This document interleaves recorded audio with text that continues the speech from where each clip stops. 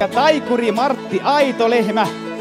Ja tulin tuolta Vaskion Pukkilasta tänne esiintymään ja näyttämään rentoa taikuutta. Ammumumumumumumuu. Kun se oli äsken tässä ja se pysyy siinä. Se ei voi mitenkään tästä lähteä pois. Ei lähde, kun mä laitoin se äsken tähän, niin se pysyy. Kattokaa nyt. Ei nouse. Hetkonen, sehän nousee. Sinäkö täällä taijat?